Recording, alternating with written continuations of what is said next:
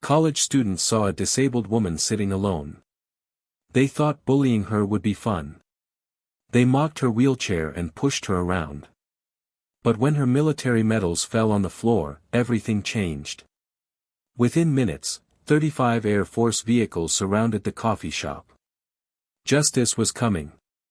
Before you watch full story, comment below from which country are you watching. Don't forget to subscribe for more amazing stories. The sound of cruel laughter filled the busy coffee shop as 5 college students surrounded the woman sitting alone by the window. They saw an easy target. A disabled woman in a wheelchair who could not fight back. They thought this would be fun.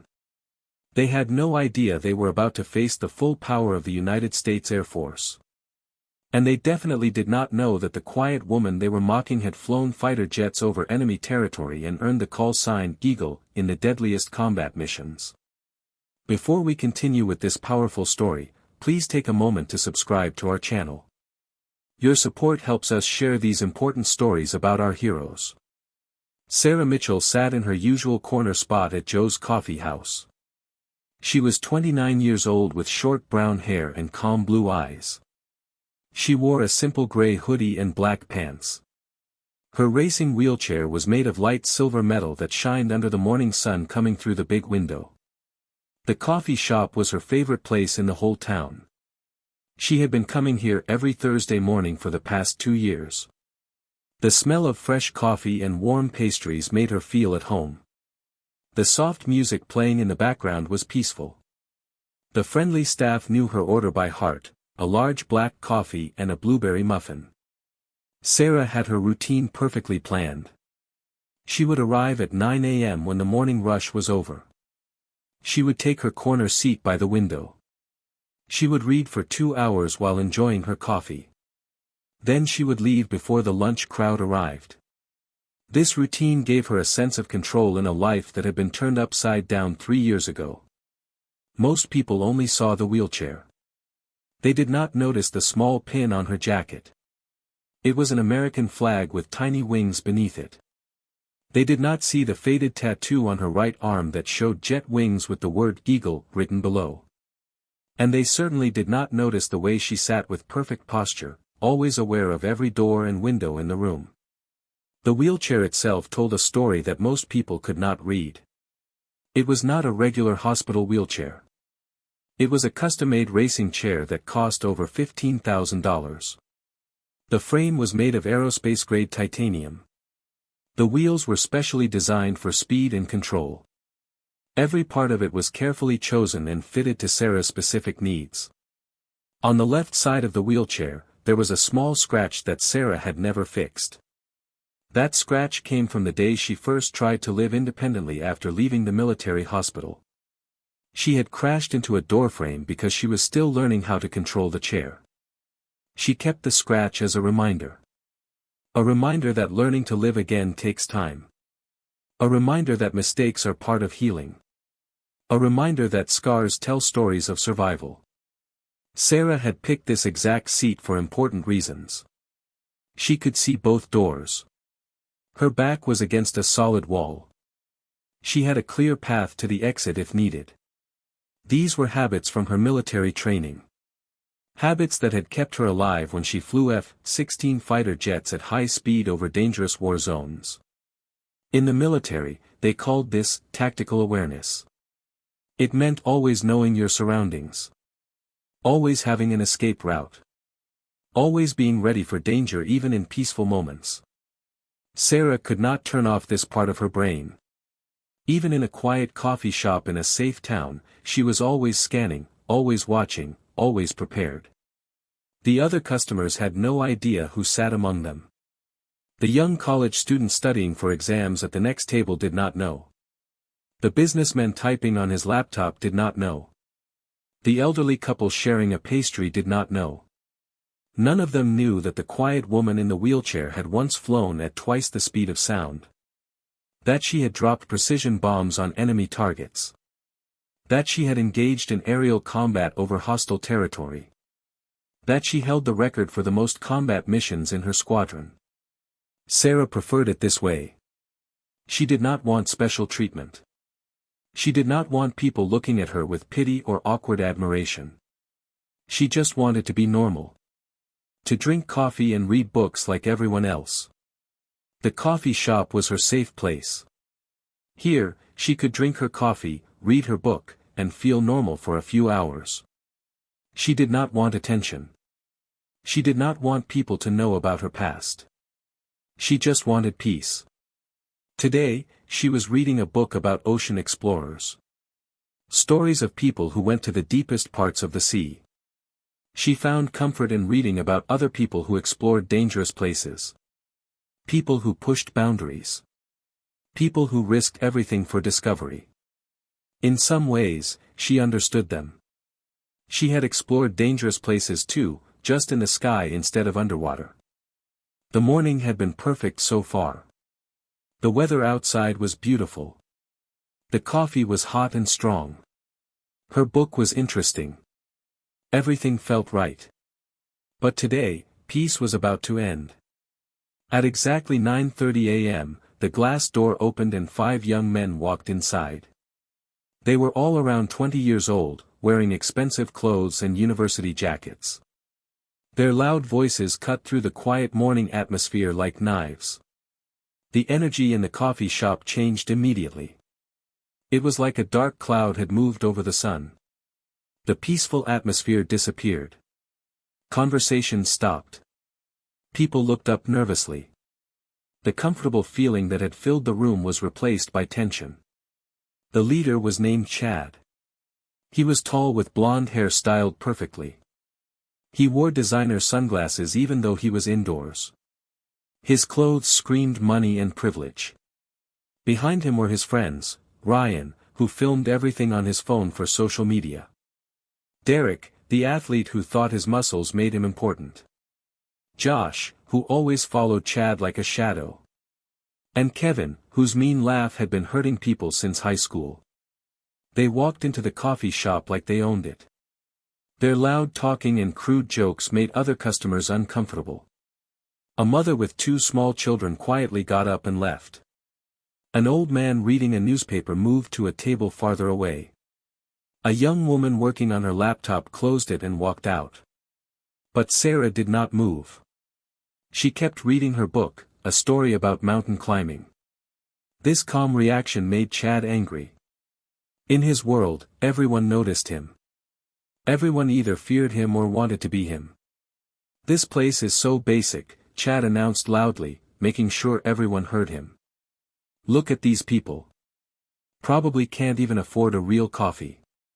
His friends laughed.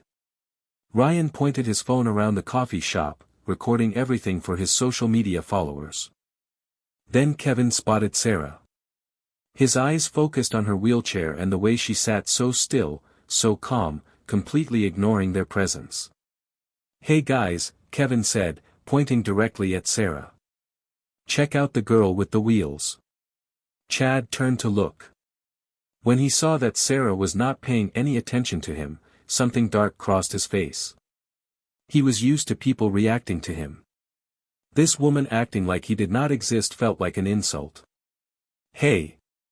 Chad called out across the coffee shop, his voice loud and rude. "Girl in the wheelchair. I'm talking to you." Sarah slowly looked up from her book. Her blue eyes met Chad's with complete calm. There was no fear, no anger, just steady, quiet confidence. "Can I help you?" Sarah asked. Her voice was polite but carried a tone of authority that made something uncomfortable stir in Chad's chest. The 5 college students walked over to Sarah's table. They formed a half-circle around her, blocking her from the rest of the coffee shop. Other customers watched nervously but did nothing. They were too scared or too unsure to help. "Nice wheels," Chad said with fake sweetness. "Where did you get them?" "Walmart." His friends laughed loudly. Ryan kept his phone camera pointed at Sarah, recording everything. Sarah placed her book down carefully on the table. "Gentlemen, I'm just trying to enjoy my coffee. Please go back to your table." "Oh, she's giving us orders now," Derek said, flexing his muscles. "What are you, some kind of gym teacher?" Yeah, Josh added. What happened to you anyway? Fall off a bike? Their laughter grew meaner. The young barista behind the counter looked terrified, not knowing whether to call someone or hide. Sarah took a slow breath. She had faced enemy missiles. She had survived her plane being shot down. She had fought for her life behind enemy lines. 5 rude college students were nothing compared to that. I'm going to ask you one more time to leave me alone, Sarah said calmly. Or what? Chad sneered, stepping closer. You going to run over my foot? That's when he made his biggest mistake. Chad reached out and grabbed the handle of Sarah's wheelchair. He shook it roughly, making her grip the armrests to stay balanced. Let me tell you something, wheelchair girl, Chad said, his face close to hers. This is my town. My coffee shop. And you need to show some respect. The coffee shop went completely silent.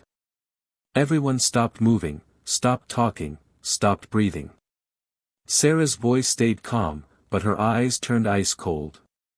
Sir, remove your hand from my chair. Now. What if I don't? Chad pushed the wheelchair backward, sending it rolling toward the wall. The impact was not hard, but it knocked Sarah's coffee over. The hot liquid spilled across the table and onto her lap. More importantly, the crash caused something to fall from underneath her wheelchair. A small metal box hit the floor and broke open. Military medals and ribbons scattered across the coffee shop floor like fallen stars. There was the Air Medal for flying combat missions. The Distinguished Flying Cross for heroism in flight. The Purple Heart for being wounded in combat. The Bronze Star for ground combat bravery. And several others that most regular people would not recognize, but that told a story of incredible courage. And among all the medals, something else fell out. A folded American flag in a special frame. But this was not just any flag. This flag had signatures all over it. Signatures from Air Force generals. Signatures from members of Congress. Signatures from military heroes. And there was a small card that fell with the flag. It landed face up on the floor where everyone could see it. The card read, Captain Sarah Mitchell, F-16 Fighting Falcon Pilot, 388 Fighter Wing, call sign, Eagle, 52 combat missions, shot down over Iraq 2020, saved 12 lives while injured behind enemy lines. The silence that followed was complete and total. Ryan's phone nearly dropped from his shaking hands. Derek's smug smile disappeared. Josh went pale. Kevin took a step backward. And Chad stood frozen, staring at the medals on the floor. In a booth near the back of the coffee shop sat a man in his mid-40s wearing jeans and a plain jacket. His name was Sergeant First Class Marcus Johnson. He was an Air Force recruiter visiting his hometown on leave. He had noticed Sarah the moment he walked in. Not just the wheelchair, but the way she carried herself. The military posture. The tactical awareness. The custom racing wheelchair that cost more than most cars. And he had noticed the small flag pin on her jacket. When the medals scattered on the floor, Marcus saw the card. His eyes went wide. His hands started shaking. He knew that call sign. Every fighter pilot in the Air Force knew that call sign.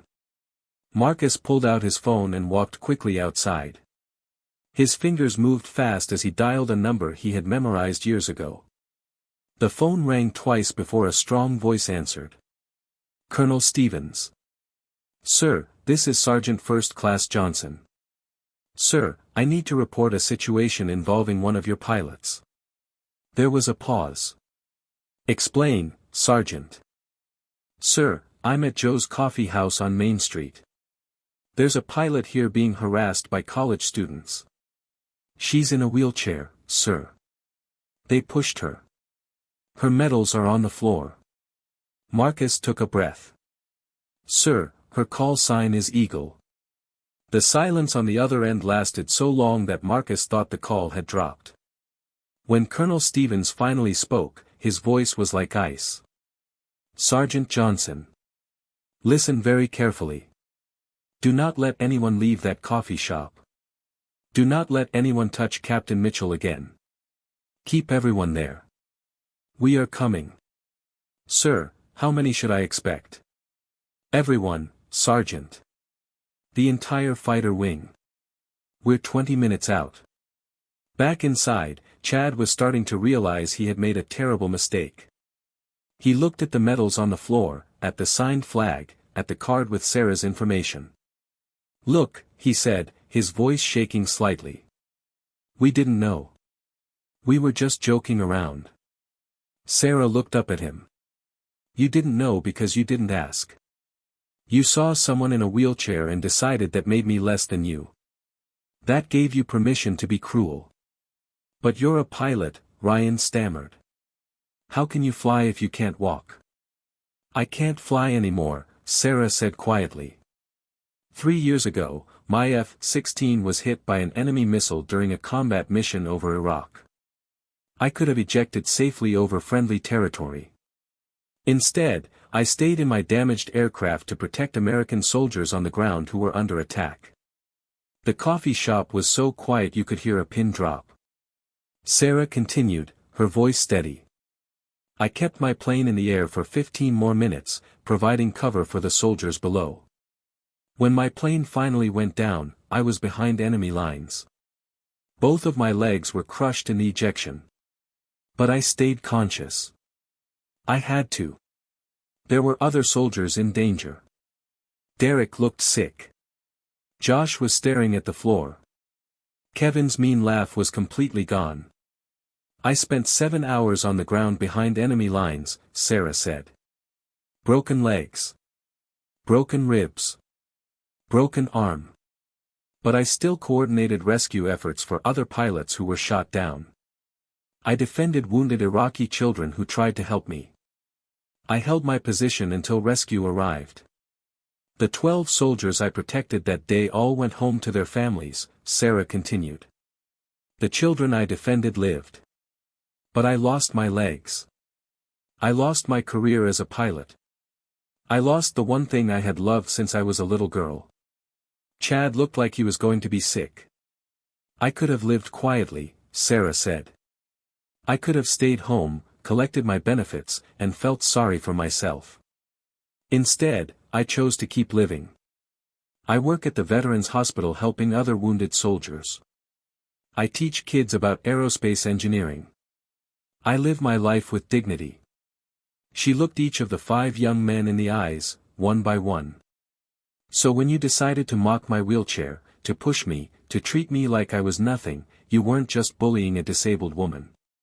You were attacking someone who gave everything to protect your freedom to sit in this coffee shop and drink your expensive coffee in peace. Nobody noticed at first. The change started small. One car pulled into the parking lot. Then another. Then another. Marcus Johnson, the Air Force recruiter who had made the call, stood outside watching with satisfaction. He checked his watch. 18 minutes since he called the colonel. They had made excellent time. The first to arrive was Colonel Stevens himself, driving a black SUV. He stepped out wearing jeans and a leather jacket, but his military bearing was unmistakable. Behind him came Major Chen in her pickup truck. Then Lieutenant Harris. Then Master Sergeant Rodriguez. Then more and more. They arrived from different directions. Some came from the Air Force Base 20 miles away. Others came from their homes in town. Some were off duty. Some had been in meetings. Some had been at lunch. But when they heard that Captain Mitchell was in trouble, they all dropped everything and came immediately. This was the unwritten rule of military brotherhood. You protect your own. Always. No matter what. Within 5 minutes, the parking lot of Joe's Coffee House was completely full. Black SUVs, pickup trucks, and regular cars filled every space and lined the street outside. Ryan was the first to notice. He looked out the window and his face went white. Guys, he whispered. We have a problem. Chad turned to look outside. His confident expression crumbled. 35 vehicles surrounded the coffee shop. And from each vehicle, people were getting out. They were wearing regular civilian clothes, jeans, t-shirts, jackets. But there was no mistaking their military bearing. The way they stood. The way they moved. The way they formed a perfect perimeter around the building. These were not ordinary people. These were United States Air Force pilots, officers, and crew members. And they moved with the precision of people who had flown combat missions together. The front door of the coffee shop opened. Colonel Robert Stevens walked in first. He was a man in his early 50s with gray hair and eyes that had seen combat. Behind him came his command team. Behind them came more fighter pilots than the small coffee shop could hold. They did not speak. They did not need to. They simply walked in and formed a wall of military precision around Sarah's table. The 5 college students looked like children surrounded by giants. Colonel Stevens looked at the scene. The spilled coffee. The scattered medals. The 5 pale young men who had been tormenting one of his pilots. His expression was calm, but his eyes burned with cold fire. He looked at Sarah. His entire expression softened. "Captain Mitchell," he said, his voice filled with respect. "Are you injured?" Sarah straightened in her wheelchair, automatically sitting at attention. "No, sir. Just spilled coffee." The colonel looked down at the medals on the floor. He knelt down slowly and began picking them up with great care. As he did, he spoke, and his voice carried to every corner of the silent coffee shop. "Ladies and gentlemen," Colonel Stevens said, standing with Sarah's medals in his hands. "You are in the presence of one of the finest fighter pilots this nation has ever produced." He held up the Air Medal. Captain Sarah Mitchell flew 52 combat missions over Iraq and Afghanistan. More than most pilots fly in their entire career. He held up the Distinguished Flying Cross. This medal is awarded for heroism in flight. Captain Mitchell earned it when her aircraft was hit by enemy fire and she chose to stay airborne to protect soldiers on the ground rather than eject to safety.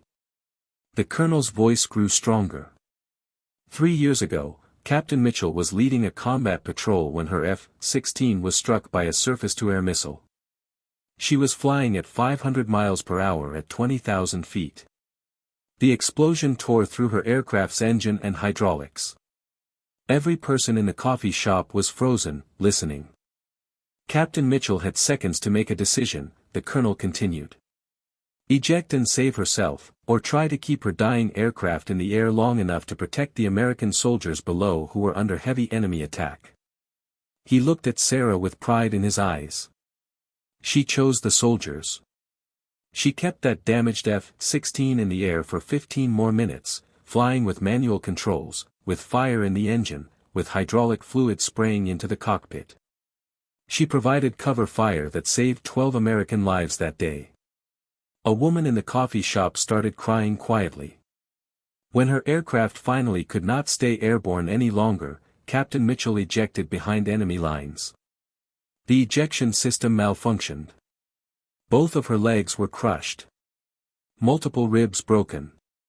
Left arm fractured. But she stayed conscious. She had to. There were other pilots in trouble. Colonel Stevens' voice filled with emotion. For 7 hours, Captain Mitchell held her position behind enemy lines. Broken and bleeding, she coordinated rescue efforts for other downed pilots. She defended Iraqi civilians who tried to help her, fighting off enemy fighters with a damaged sidearm and pure determination. He turned to face the 5 college students. When we finally reached Captain Mitchell's position, we found her still conscious, still coordinating, still protecting others even though she could not stand. That's why we call her Eagle. Because even with broken wings, she still flew. The colonel's expression hardened as he looked at Chad, Ryan, Derek, Josh, and Kevin. So when you 5 decided to mock her wheelchair, to push her around, to treat her like she was nothing, you weren't just bullying a disabled woman. You were insulting one of America's heroes. Colonel Stevens stepped closer to the 5 college students. Behind him, 35 Air Force pilots and crew members stood in silent support. My name is Colonel Robert Stevens, commanding officer of the 388th Fighter Wing. Captain Mitchell served under my command for 6 years before her injury. She is the finest pilot I have ever had the honor to lead. He gestured to the crowd of Air Force personnel filling the coffee shop. These men and women flew with Captain Mitchell. They served with her. They trusted her to protect their lives in the most dangerous skies on Earth. And when we heard that 5 cowards were disrespecting her in a public place, we decided to pay a visit. Chad tried to speak. We didn't know. We're sorry. Sorry. Major Lisa Chen, one of Sarah's former squadron mates, stepped forward. You think sorry fixes this? Another pilot spoke up, a young lieutenant. Captain Mitchell saved my life over Iraq. When my plane was hit and I ejected into enemy territory, she circled overhead for 2 hours, keeping enemy fighters away until rescue could reach me. She did this while low on fuel, knowing she might not make it back to base. An older master sergeant added, she visited me in the hospital when I was wounded. She counseled me when I thought my life was over. She showed me that injury doesn't mean defeat. One by one, the Air Force personnel shared their stories. Stories of how Sarah had inspired them, helped them, saved them. The 5 college students looked smaller and smaller with each story. Finally, Colonel Stevens spoke again, his voice taking on the tone of a commander giving orders. Here's what's going to happen. You 5 are going to apologize properly to Captain Mitchell. You're going to pay for everyone's coffee and food in this shop today. And then you're going to leave and never come back here. And if we ever hear that you've treated anyone this way again, you'll discover that the United States Air Force protects its own. And if we refuse? Josh asked weakly. The colonel smiled, but there was no warmth in it. Then you'll learn that fighter pilots don't make threats. We neutralize targets. The message was delivered quietly, but everyone understood. These were not people who bluffed. These were warriors who had eliminated enemy aircraft and ground targets with precision. Chad pulled out his wallet with shaking hands. He emptied every bill he had and placed them on Sarah's table. His hands were trembling. Captain Mitchell, he said, and his voice cracked. Ma'am, I'm so incredibly sorry. What we did was wrong. Completely wrong. There's no excuse. Ryan put his phone down for the first time. Ma'am, I'm sorry. I should have known better. I should have been better. Derek, the athlete who thought his muscles made him important, had tears in his eyes. Captain, you're the strongest person I've ever met. I'm ashamed of what we did. Josh and Kevin both apologized, their earlier cruelty replaced by genuine shame. But Sarah wasn't finished with them. She wheeled her chair forward, looking each young man in the eyes. I want you to understand something, she said firmly. This wheelchair is not a symbol of weakness. It's a symbol of sacrifice. Every veteran you see, whether they're in a wheelchair, walking with a cane, or dealing with invisible wounds, has given something for your freedom. Her voice grew stronger. The next time you see someone who looks different, someone who moves differently, someone who seems like an easy target, I want you to remember this moment. Remember that you have no idea what battles they've fought. What prices they've paid. Ryan nodded, actual tears on his face. Yes, ma'am. We'll remember. I promise we'll be better. Sarah nodded once. See that you are. The 5 college students gathered their things and walked to the door. Their earlier swagger was completely gone. At the doorway, Chad turned back one more time. Captain Mitchell, he said quietly. Thank you for your service. And I'm truly sorry for what you lost. Sarah gave him a small nod, accepting his apology with grace. After they left, the coffee shop erupted in applause. Customers who had sat silent during the confrontation now stood and clapped for the woman they had watched being humiliated just minutes before. The sound of clapping filled the entire coffee shop. Some people were crying. Others were cheering. The young barista was wiping tears from her eyes. Even the cook came out from the kitchen to see what was happening. Sarah felt her own eyes getting wet. She had not expected this. She had not wanted attention. But somehow, this moment felt right. These people were not clapping because they pitied her. They were clapping because they respected her. There was a difference. An old veteran from a corner table walked over with tears in his eyes. He was wearing a baseball cap that said, "Vietnam Veteran," on it. His hands shook slightly as he approached. "Ma'am, I served in Vietnam. Air Cavalry. But what you did, the sacrifice you made, that's the kind of courage they write about in history books." Sarah smiled, a real genuine smile. "We all serve in our own way, sir. Your service matters just as much as mine." The old veteran shook his head. "I never flew jets. Never saw the kind of combat you saw. But I understand sacrifice. I understand duty. And I want you to know that people like you are why I still believe in this country." They shook hands, two warriors from different generations, connected by the bond of service. The coffee shop owner, a kind woman named Maria, came over with tears streaming down her face. "Captain Mitchell, your coffee is free here forever. It's the least I can do." Maria had owned this coffee shop for 15 years. She had served thousands of customers. But she had never felt as honored as she did right now. To think that a real American hero had been coming to her shop all this time, and she never knew. "And not just coffee," Maria continued. "Anything you want. Anytime. You and any veteran who comes with you. This is my way of saying thank you." A young mother approached with her small daughter. The little girl was maybe 5 years old with big curious eyes. "Excuse me," the mother said nervously. "My daughter wanted to meet you." Sarah smiled at the little girl. "Hello there. What's your name?" "Emma," the girl said shyly. "My daddy is in the army. He's far away right now." Sarah's heart squeezed. She knew what it was like to be far from home, in dangerous places. "Your daddy is very brave. And you're very brave too, for being strong while he's gone." Emma looked at the wheelchair. "Did you get hurt being a hero?" The mother looked embarrassed. "Emma, that's not polite." But Sarah held up her hand. "It's okay." She looked at Emma. "Yes, I got hurt. But you know what? Getting hurt doesn't mean you stop being strong. It just means you have to find new ways to be brave."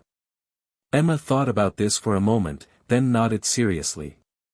"I'm going to tell my daddy that when he calls." But perhaps the most meaningful moment came when Sergeant First Class Marcus Johnson approached Sarah's table. He stood at perfect attention and gave a crisp salute. "Captain Mitchell, it's an honor to meet you. Your reputation is legendary throughout the entire Air Force." Sarah returned the salute from her wheelchair. "At ease, Sergeant. And thank you for making that call." Colonel Stevens and his team began to leave. Their mission was accomplished. But before going, the colonel placed a hand gently on Sarah's shoulder. "Captain, you don't have to hide who you are anymore. The world needs to see that heroes come in all forms." Sarah looked around the coffee shop. At the faces filled with respect and admiration. At the young airman who had stood up for her. At the old veteran who understood her sacrifice. "Maybe you're right, sir," she said softly. "Maybe it's time to stop hiding." As the Air Force personnel departed, the coffee shop slowly returned to normal. But everything was different now. Sarah was no longer just another customer. She was a hero. A warrior. A woman who had given everything for her country. The young barista approached shyly. Ma'am, you're the bravest person I've ever met. Sarah looked at the young woman and smiled. Bravery isn't about not being afraid. It's about doing what's right even when you are afraid. Remember that. As the afternoon went on, word spread through the small town. People came to the coffee shop to shake Sarah's hand. Veterans wanted to thank her. Families wanted to meet her. Young people wanted to hear her story. Sarah had come to the coffee shop looking for quiet and peace. But sometimes extraordinary people cannot hide forever. Sometimes their light is too bright. Sometimes the world needs to be reminded that heroes walk among us every day. They roll through life with quiet dignity. They carry the weight of service with grace. And they teach us all what true courage really looks like. Before you go, I want to hear from you. Have you ever witnessed someone being bullied and wished you had the courage to speak up? Have you ever been underestimated because of something that made you look different? Share your story in the comments below. Your experience might inspire someone else who needs to hear it. And if this story moved you, if it reminded you that heroes come in all forms, please hit that subscribe button. Because everyone deserves to have their story told. Everyone deserves to be seen for who they really are, not just what they appear to be. Remember, never judge someone by their appearance. You never know what battles they've fought or what sacrifices they've made. Thank you for watching, and remember to always treat everyone with respect and dignity.